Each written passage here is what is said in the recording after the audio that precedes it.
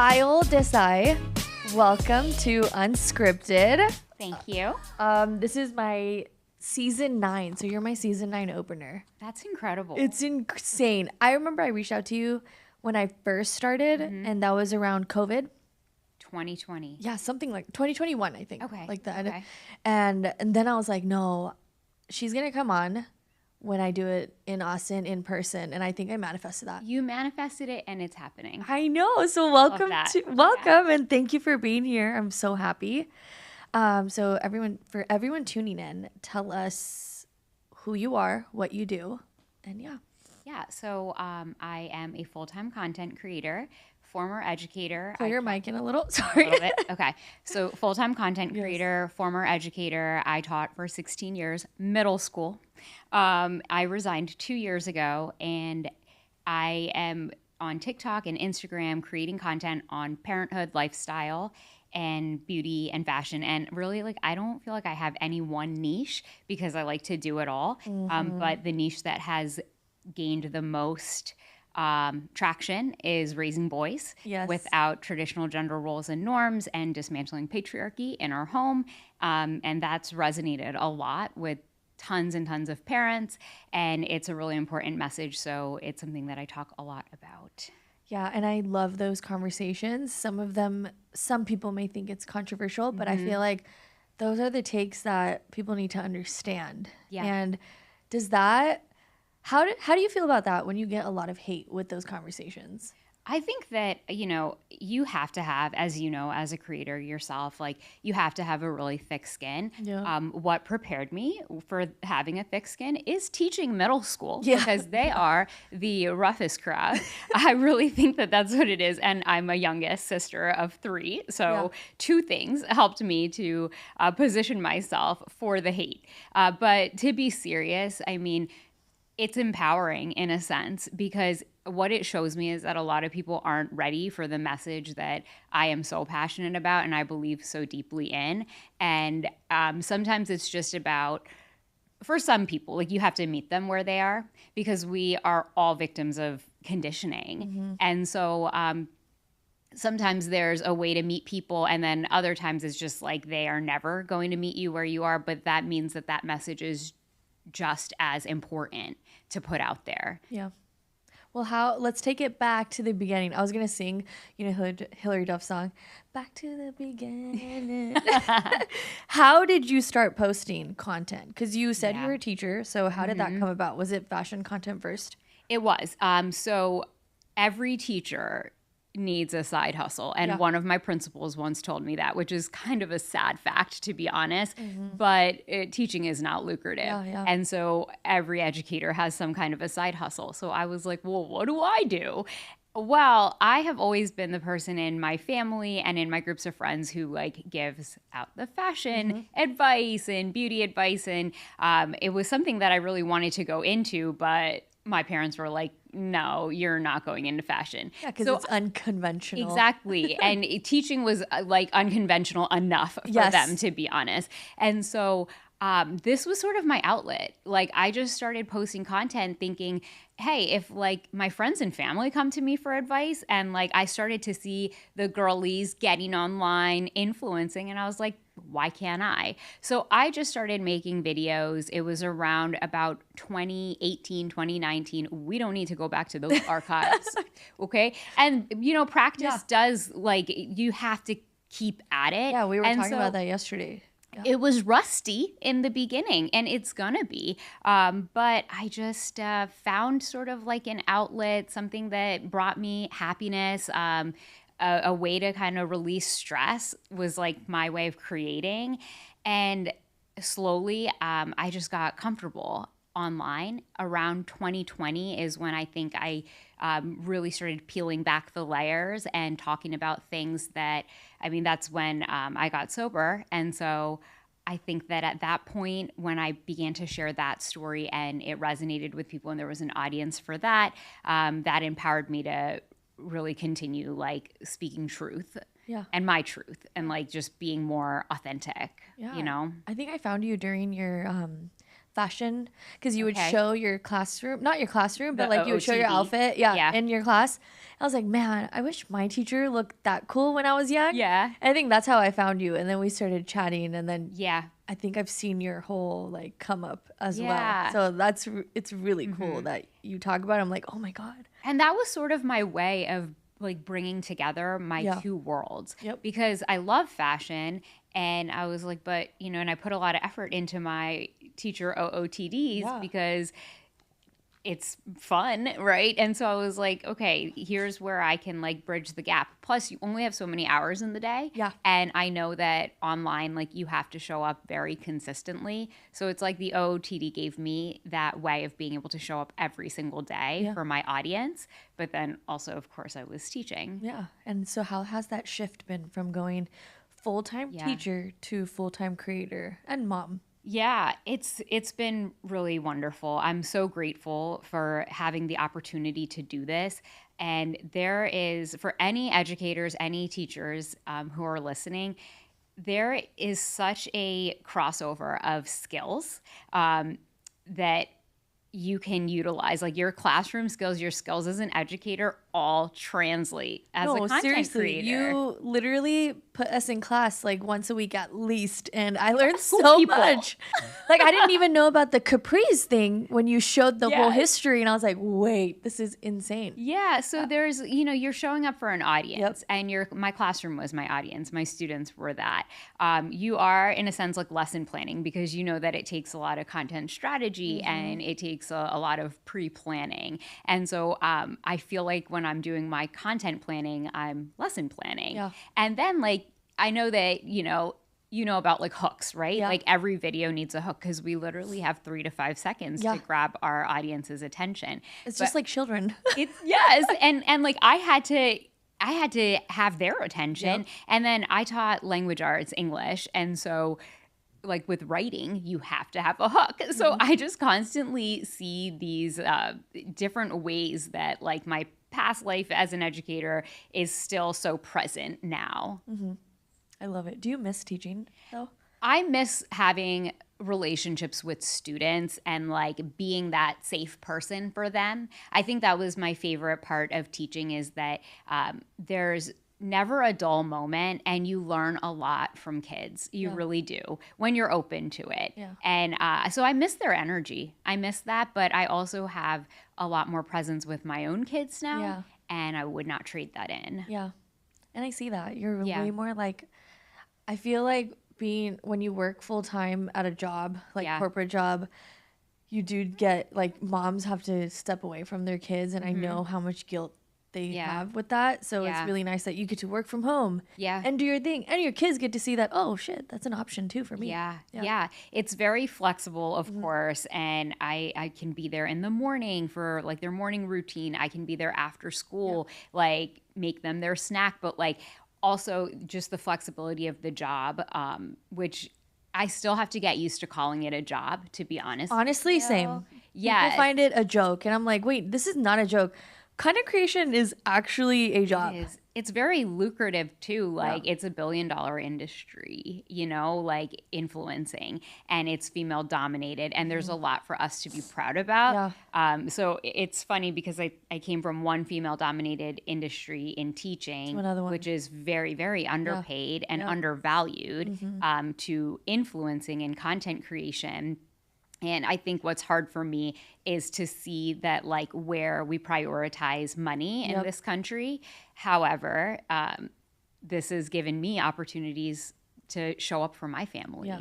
And so I'm going to be doing that. Yeah. And I mean, it's a great shift too. It's hard because I was telling you earlier too, I was like, I finally am starting to see more money into the content creating world. And, obviously it wasn't like overnight. It took like 10 years to get here. And nobody sees that part. Nobody sees that. They saw the come that. up, but they didn't see the downs and oh my Yeah. God, the amount of times I wanted to give up. But, you just have to push through. And now you're like, oh, so there is actually money and you can become a little more independent with that. And it's been so awesome to see. Yeah, it's really amazing to see it. And I think that what I've realized too is that that consistency in the beginning, like you remember the days of posting a video and it would get like, your diehard 30 people. Yeah. Right. And they showed up then and they still show up now. I know my 30 too. And it's like my day ones are still with me. Yep.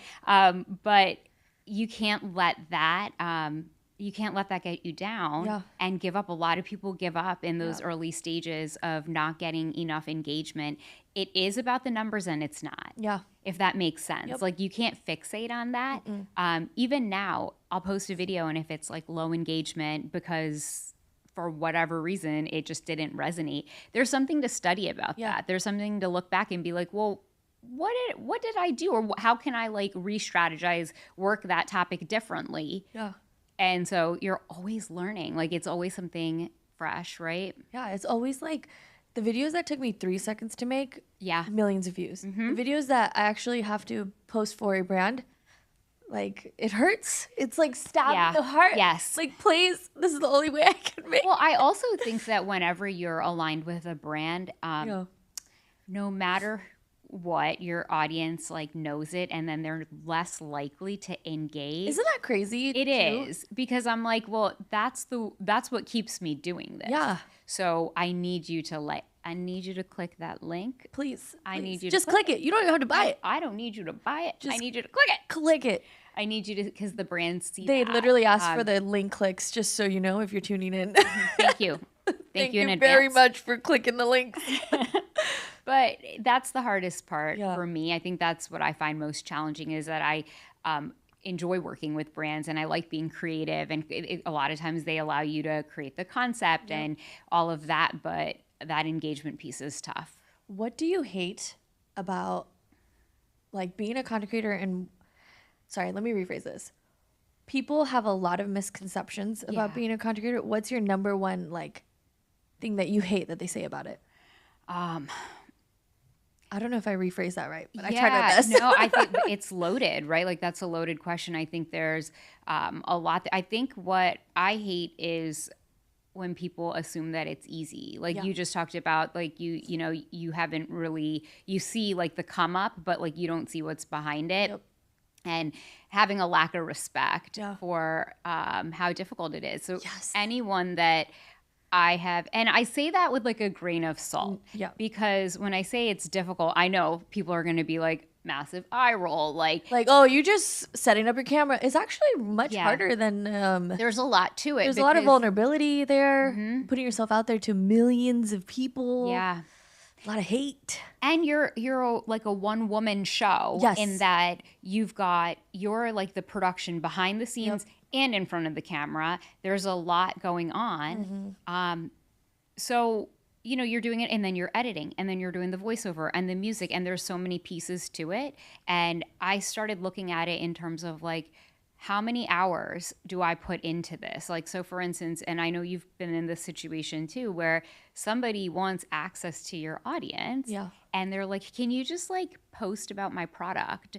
Can you share this? Can you, just devaluing the work. And I'm like, well, there's a lot that goes into that because if I'm showing up for my audience, then I want it to be polished. I'm representing something. Yeah. And I think that's where it becomes very evident that the work is not seen as work. Yeah. Because it's like, can't you just share about it? Well, sometimes I don't know about you, but my drafts are wild. Yeah. Like when I'm trying to record a video, if I'm being very honest, like sometimes I have to start over 15 times before I'm like, and this is a product that I really like, and this is something that I've been, and this is something. My bloopers go crazy, and I'm like, the whole time. Like, do not look in my recycling, like my deleted. Also, like videos. Payal said, we are a one-woman team. I know very few creators that have a full like editing team, a videographer, a photographer. We don't. Yeah. My husband is my photographer, videographer sometimes. Our best friends are, but yeah, a lot of people don't see that side of it. And there's just, like my husband does a lot for me, but like he's got his own job too. So he's not always available. Exactly. He's like, girl, I can't. I'm like, Who do I Yeah, find now I just want like a third arm to like just be able pull to out take of a my photo. Like, can my dog start taking my content for me? Because that would be great. Yes, I would train my dog to take my photos. Seriously? I'm trying to train my kids. I'm like, Oh yeah, they're doing great, by the way. yeah, they're getting it. I love them. I love them so much. Was it hard for you to start posting about your kids online? And what's your opinion on that? Well, I think that there is definitely nobody's seeing everything. Yeah. And I think that's something important to like for people to take away Yeah. is that you think that you see everything. Yep. You see about The highlight reel. 10 to 20%. Yep. So like sort of to like I guess reframe it is that when I share the stories about my kids, it's to also get to a point, you know, of talking about raising boys, Yep. the approach, the way that they are responding to it. There's a lot of storytelling that goes into that. And that kind of does take me back to teaching as well, And you're because so that's good at something it. I reflect on Yeah. a lot is not only the storytelling, but the fact that I worked with adolescent kids Yeah. for as long as I did. Yep. And so that has a huge impact on my parenting, and it allows that content to be educational. And that's what I enjoy because I feel like it resonates with people, and then like it also opens up people's worldview as well. I also love that you share your younger son loves to do skincare, Yeah. paint his nails. And I know we were talking about that last night, how people have made it so bad, or not bad, like they just shine such a bad light on Yeah. the fact that little boys or like men want to be Yeah. clean and get their nails Sure. done. Yeah. And how has that been for you to share that online? Yeah, I think it's been so powerful Yeah. actually. And if you watch those videos, you see his joy Yes. very much shine through. He's so fun. And so for the people who immediately would be like, I would never let my son do that, and well-meaning people, by the way, these are not like the haters or Yeah, the no, these are- manosphere, Yeah. toxic masculinity. No, it's not them. A lot of times it's women just like me who are raising kids, and they'll be like, I would have never allowed my son to do that. Isn't that crazy? Like in today's world, that there Yeah. are still so many But women. yeah, it's the conditioning. It's like not wanting to face society and being too afraid to allow your child to be the way that they are Yep. because you're so afraid of what other people will what people are say. gonna say, yep. And I just don't agree with that because I'm not going to prepare my kids for a hypothetical naysayer or bully. All that's going to do is actually negatively impact their confidence. It's going to make them feel like they have to hide away and be different than who they are. And so that mindset of waking up every single day and saying, I'm going to pour into my child and be intentional about the way that I make them feel. Yeah, It has to be something you think about every single day. 100%. You don't get a day off from that. Do you mess up? Yes. Do you apologize? Yes, that too. Yeah. You know, I'm not perfect. I'm not always the best version of myself. I'm like Who is, you know? I'm in Yeah, perimenopause. exactly. Okay? So like, we're not exactly. I have my moods, and I know that like the emotional regulation. We all have our moments, but to be able to repair that in front of them and to be able to have them be involved in that. That's what it's about, I think. And you know, I can see it like from when you first started posting to now. Your boys are so much more confident. Yeah. Even the younger one is just so much more confident to be like, I want to do my skincare. Yeah. And honestly, teaching your sons to have good skincare at a young age is so important. I'm teaching my husband now. Yeah. Yeah. And he loves it too. Yeah. And that doesn't make him weird. Like teaching them those life skills, right? Exactly. To just to show up. And that is empowering when you give children skills to be able to take care of themselves and feel good about themselves. It is going to lead to confidence. And, you know, I don't have all the answers in terms of like what they will face. I always get this question, aren't you afraid that they are going to be bullied? And I very much realize that bullies exist because they're being raised in families where these conversations are not happening. And there is a lot of intolerance. I realize that. But all I can do and all I have control over, that's what I have to focus on, is giving them a moral compass and giving them a foundation of love and support that they can come home to. It does make a difference. Yeah, it definitely does. And honestly, they're going to be like having glass skin when they're older, and they're going to eat it up.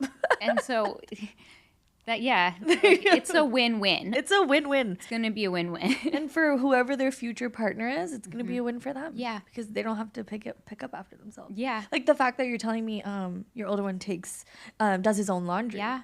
And he was telling his hairdresser, why aren't they doing their own laundry? I do my own laundry. That was crazy. Yeah. And I love that. He was just getting his hair cut, and the woman she's an older woman. She has two older sons. They're in their 20s. It's totally fine. She was like, yeah, I'm going to go visit them. And I cut them a deal that if I can visit them a few times, I'll do their laundry. And Carter's getting his hair cut, and he's like, why can't they do their own laundry? King. I do my own laundry. Yeah. One day it was like 9:30 at night, and he's taking his basket to the laundry room. And I was like, what are you doing? Yeah, it's way too late. And he's like, I'm out of underwear. And he was like, I need to do my laundry. And I was like, all right, I'll flip it for you. Like, you need to get in bed at this point. But the fact that that's a natural consequence of life. Yeah. And he figured it out, and he was like, I need clean clothes for tomorrow. And that's the thing when you're showing, because Vidya, everyone hates on her for putting her kids through Kumon and showing them independence. Yeah. Literally the basic work that honestly a lot of Indian parents have done for their children. So I bet you're getting that same heat. Because they're probably like, why are you making your kids do this? They should be a kid. I feel like they're still a kid, but they do need to learn how to be. Yeah, but in our society, and like this spans across cultures, like you expect girls to do it. Yeah. Right? So I don't understand. Nobody's raising an eyebrow when a girl's helping her mom in the kitchen or in the grocery store or with laundry. Yeah. So we really need to shift the way that we think about roles in households altogether. And our boys see us doing everything. I love that. And that's what it was really funny. If my dad's listening, this will be really funny. My dad came to my house for the first time, and he saw that Shay does a lot of like cooking and cleaning, and also I help, but I'm just not a good cook, and they know this fact. Like, you know this, I know this. Why are you acting surprised here? He came in, he was like, oh my God, he does everything. And I was like, yeah, he's self-sufficient. He's been on his own, and his mom raised him to do things. And then my mom was like, see Harshad, that's his name. You need to do stuff. And it was just so funny because it's like too late. He's like, no, I'm too old. I was like, no, Dad, you could learn too. It's never too late. It's never too late. It surprises my dad as well.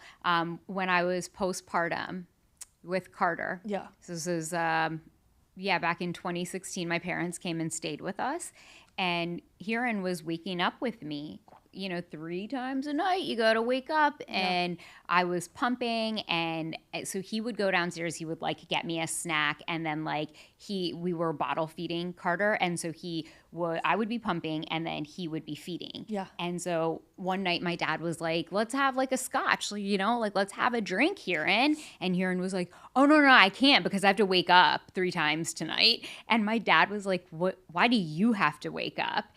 And it was just it was like a turning point moment because I was like, my dad never woke up in the middle of the night with us as kids, as babies. And Hiran's here like waking up with me, making sure I'm okay, making sure the baby's okay. Yeah. No, I think it's fucking badass. But that's how things change, right? Because our boys see that in their father, so they're going to emulate that. Yeah, my cousin, she has a older daughter and a younger son.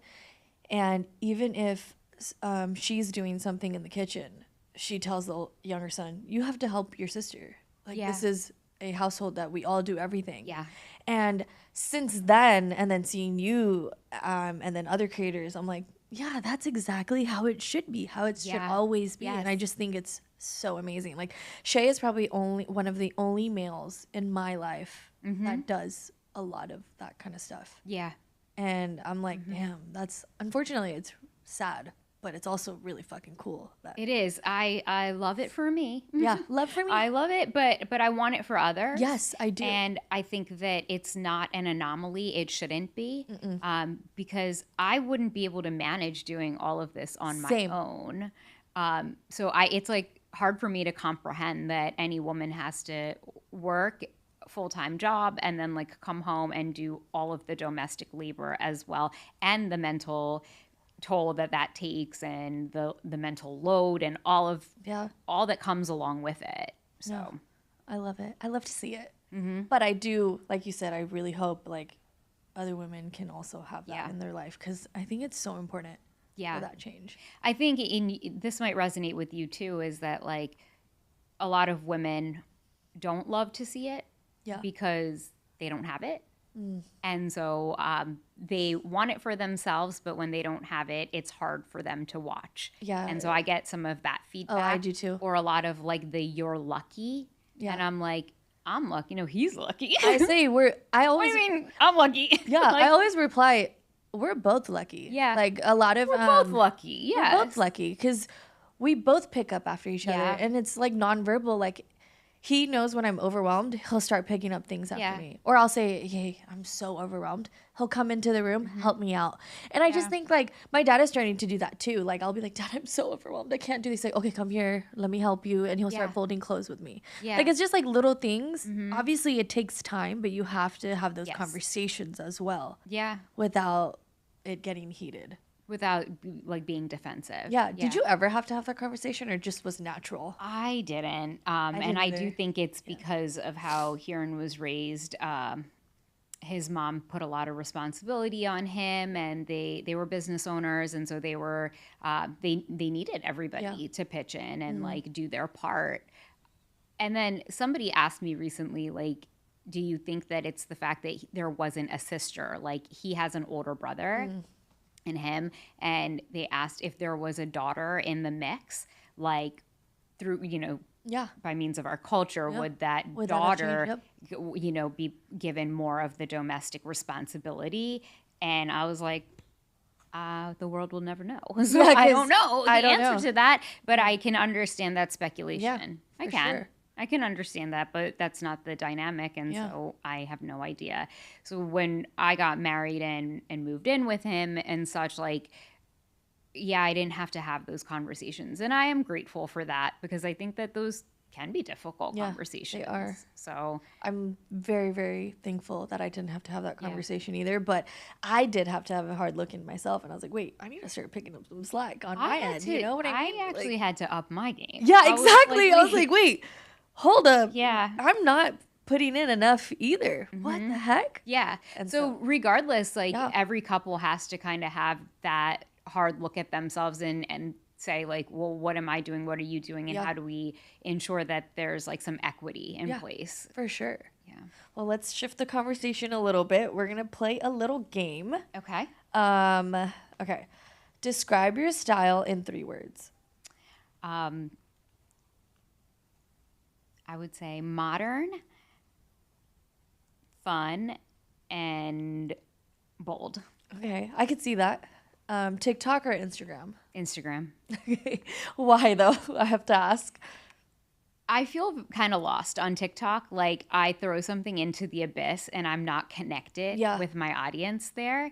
I think it's because the DMs are a mess over on TikTok. I don't know if you see that, but on Instagram, I just have such a pulse on my audience. Yeah. And also, I'm a millennial, and so like millennials be thriving on Instagram, and that's my space and that's my audience. Yes. And I feel like I'm connected more on there. I think my my generation, my like the people that my message most often goes out to are more comfortable on Instagram. And so therefore they like some of them don't even have TikTok. Like a lot of people I know don't have TikTok. More trolls on TikTok or Instagram? Oh gosh. Honestly, both.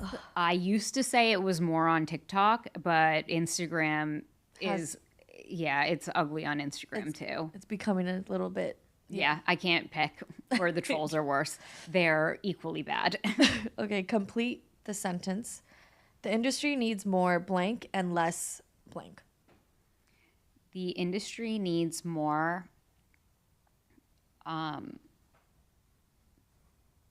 the industry needs to prioritize diversity and inclusion and less, I'm not going to say this properly, but like, and less focus on polished perfection. I love that. The raw, the real, Yes. the showing up and just being you, Yeah. and not having to have every aesthetic in place. 100%. That's like, people need to relate. They need to see something and say, I can see myself in that. Do you think that's slowly getting better? I do. I feel like it's very slow though, but I think brands are catching Yes. up. If we're looking at like the industry and the space where like, you know, where the industry meets brands, Yeah. I think what's happening there is that like, you know, you get the script sometimes and you get like the way that they want you to talk about the product, and there's not a lot of autonomy. Yes. And I want more autonomy. Yes, same. And so I love when I work with a brand that just lets me show up with my Yep. story and like weave it in, you know? Yeah, same here.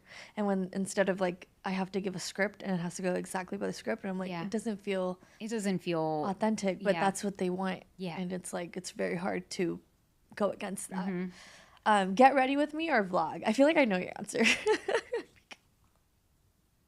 See, that's a tough one because, okay, I love a get ready with me. I really do. But I've been doing more vlogs. I know, and you're getting so much better at and them. I'm really enjoying the vlogs because I feel like the strategy there is Yeah. just like move through the day and like take all your clips It's so through the fun. day and don't think about it. Yep. And then at the end of the day, you just compile them. And it's an editing piece that you Yeah. really do have to like fine tune that. But I love like getting on CapCut and using like the sound All the sounds. bit. I know the one that you Stuff did like yesterday. that. Was Yes. so good. And so sometimes I'll do the vlog and throw it on stories, but then I'm like, oh, this should be on the grid. Yeah, you like should this put would it- be fun on the Put that grid. one on the grid. And that, like, don't overthink it. That would Yeah. be like another thing where even I still have like a little bit of overthinking, but like absolutely throw everything on the grid. Yeah. Just throw No, it and you see should. what sticks. I always a cute little tip. Sometimes I'll post a video on a story and then see how many people engage with that. Yes. And then if I know that the engagement's high, go put that on your Yeah. grid. It works every single time. It Every works. time. Or even you might like pose a question or like say something funny, a comment or whatever, and then it resonates. It like sits with people. You get so many DMs Post and it on your engagement. grid. Like that needs to go on your grid. That's our tip of social media for today. Yeah. One word to describe your mornings. Chaotic. I thought so. It's a little bit, right? Okay, I have to ask you this because you told me last night you're Bengali, and I thought I knew that, but I also, because you're married to a Gujarati. Yes. So. I lose my identity. Yeah, what the heck? So Bengali food or Gujarati food? Oh, that's a hard one because you They're guys so good. have some really good food, but Both sides so good. I'm gonna go with my I'm gonna go with my roots. Okay. Bengali. Heels or sneakers? Because I also know you love both. Heels. Okay. Heels. You do have a good sneaker collection, though. I do love sneakers, but heels. Okay. Last question on the game. What's one unpopular opinion you have about social media right now?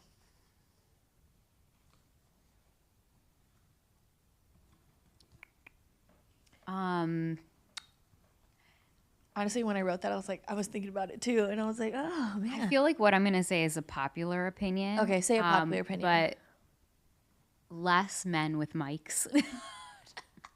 Yeah. You know what? Yeah. Like there needs to be some kind of criteria. Yes. Like before you get that mic, because I'm tired of it. I'm tired. And also of it. hearing the same thing every single time. Yeah. Right? In a different voice. And like having an opinion that like, who are you talking to? Nobody cares. Do you know the nobody cares woman?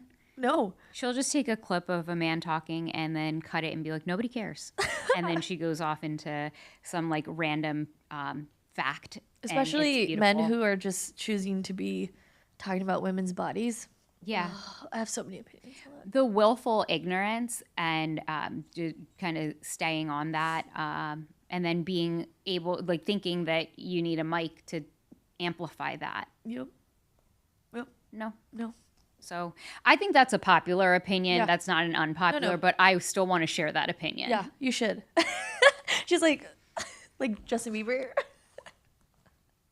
Yeah. All right, let's talk about your new brand. Huge congratulations on that. you. You're launching 429. I saw that, right? Is that, or did you already launch?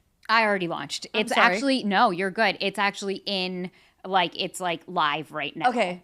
Okay, people so can this shop. it's a merch drop. Yes. And with a drop, it's open for like 10 days. So we're in the midst of like this 10-day span. It ends on 4/19. Okay, ends on 4. Yes. That's what I read. Sorry. And so it's a collection of t-shirts and sweatshirts, and there's a hat. It's the second time I'm doing this, and I really love it. I worked with a company that helped me to design the products, and like I was the intention, like the words and the phrases, and it's like it says raising boys. raising boys, and then there's like a collar detail, the feminist kind. There's one that says boys will be boys, but boys is crossed out. I like that. And then around it, it's like resilient, confident. There's a feminist symbol and kind. And so the messaging is so deeply rooted in what I'm doing. And what I wanted was to give people in my audience and those who feel empowered by this message something to feel like good about in wearing it. You know, like there's something like to be said about that. Yeah. And so, yeah, if you're interested in that, you know, if that's something that speaks to you, then Check the link in her bio, and I'll put it in the Yeah. episode. But is there gonna be another launch? Not at the not one that I'm planning, but every time. So this is the second launch, Yeah. and every time that it's live and like I start to get feedback because people are like, "Well, I would love to see this. I'd like to see it in a tank top." I'm like, you know what? Maybe. Yeah, summer's coming up. Maybe. Yeah. You know? And it's hot where we all live. Yeah, and it's just fun. It's like it just further kind of pushes the brand, I guess.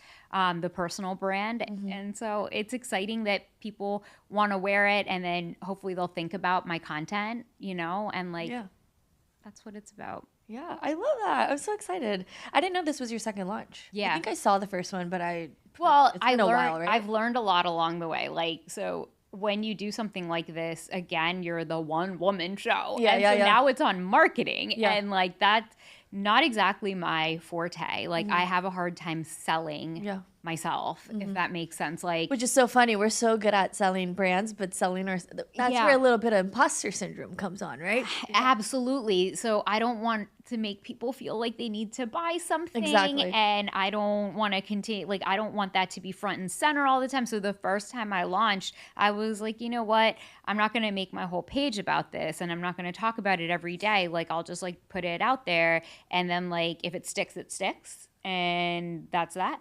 And then this time I was like, if I'm not 100% about my product, Then and how my is someone else thing, gonna be? why would anybody else be? Like, we got to talk about this every single day and keep reposting and keep sharing. And you know how it is with socials, like you go through people's stories and you see like something going on, you're, oh, I'll come back to that. Oh, I'll come back to that. Well, with this, if you don't come back to it in a certain amount of time, It's gone. it's done. Yeah. So I was like, I got to talk about it. I did influencer gifting, and like I'm getting a lot of those people got their stuff, so they're able to share. So I've learned things along the way, and it's just fun to take on a new venture. Yeah. Honestly, it's fun to try something new. Yeah, and also you're getting great feedback, so Yeah. why not, you know? Yeah. Actually, a friend of mine told me, sorry, just checking the time, make sure we're on Yeah. time. We could yap for days. A friend of mine told me recently, because I was telling her, like, one, so grateful. I'm getting way more opportunities. Yeah. And I was like, man, I really hope, like, I don't become so addy, you know? Yeah. And then she told me, look, if you want this to be a full-time job, you have to put yourself out there. Yeah. You Yes. have to show why you're doing Yeah. this. And that's same thing to you. Like Yeah. you have to keep showing up and showing your brand, because Right. why? That's the reason. There's so many people that probably don't even think twice, that don't look like us, that do it every single day. Yeah. Why do we always think twice? Yeah. You got to get that out of your Yeah. head, and you know, show up for yourself, Yep. show up for your audience. The consistency, Yeah. like we've said it so many times, like that's what makes the difference. Yeah. I think we talked about it last night, Yep. where it's like, if you show up every single day, over and over and over, it's gonna stick. Like if you like take breaks, then like obviously that's more, I don't know, like you're not going to be able to like have as many opportunities or chances to pop off. And that's a perfect way to ask my last question. What's one piece of advice you'd give someone who's still learning to be fully themselves?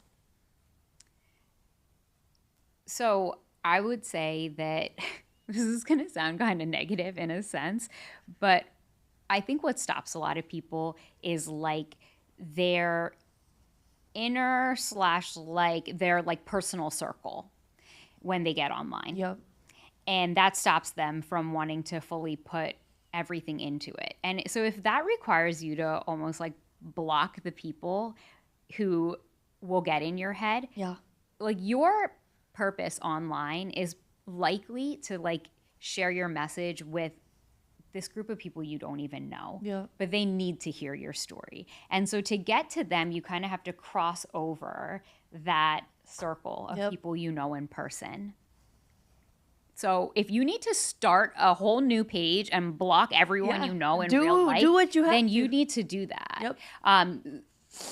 So just like, because that's what stops most people, I think, that I've seen. Like they're like they feel like people are talking about them behind their back and they don't know what to do with that, so they just fully stop showing up. 1000%.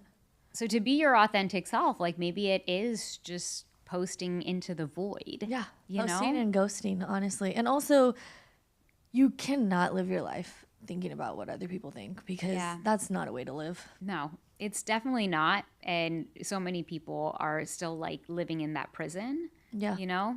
And I feel so sad. Yeah.